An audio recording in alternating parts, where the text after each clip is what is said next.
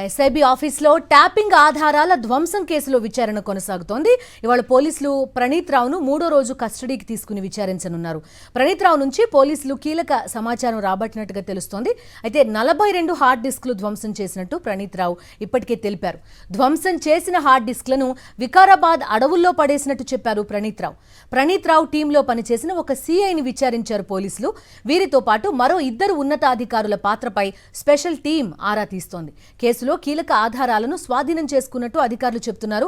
మరికొందరిని ఇవాళ విచారణకు పిలిచే ఛాన్స్ ఉంది.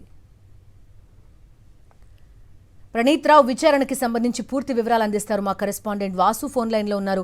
వాసు, చెప్పండి, ఆ 2 ఉన్నతాధికారులు ఎవరు అనేది ఒక ఇష్యూ, దాంతో పాటు విచారణ కూడా కొంత వేగంగా జరుగుతున్నట్టుగా కనిపిస్తోంది.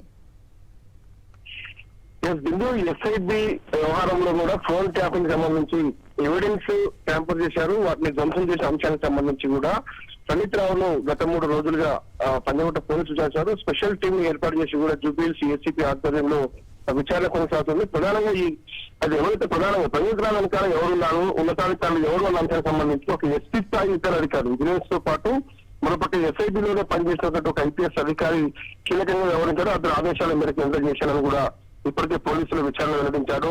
42 ఆర్డర్స్ ధ్వంసానికి సంబంధించి గతంలోనే డీజీపీ ఆఫీస్ విడుదలైన వెబ్సైట్ లో చాలా స్పష్టంగా చెప్పారు. ఇదే అంశాన్ని కూడా ఆయన ఒప్పుకోవడం జరిగింది. కానీ ధ్వంసం చేసినటువంటి హార్డ్ డిస్క్ మాత్రం వికారాబాద్ అడవుల్లో పడేసినట్టుగా ఆయన అంగీకరించాడు.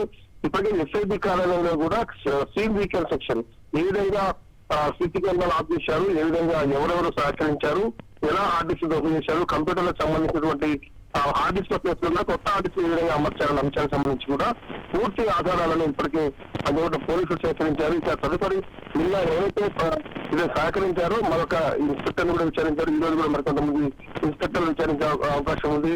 ఇక కీలక అధికారులు ఎవరైతే ఐపీఎస్ అధికారులు చెప్తున్నారో వాళ్ళ అంశంలో ఉన్నతాధికారుల ఆదేశాల మేరకు న్యాయనిపుణుల సలహా మేరకు వాళ్ళకు కూడా నోటీసులు జారీ చేసి విచారించే అవకాశం ఉంది. వాళ్ళ పాత్ర ఉందని చేస్తే మాత్రం అరెస్టు తప్పదనే వాదన వినిపిస్తోంది. ఈ రోజు 3వ రోజు కస్టడీలో భాగంగా మరి కాసేపట్లో బంజారాహిల్స్ పిఎస్ లో ప్రణీత్ రావును విచారించబోతా ఉన్నారు. Okay Vasu, thank you.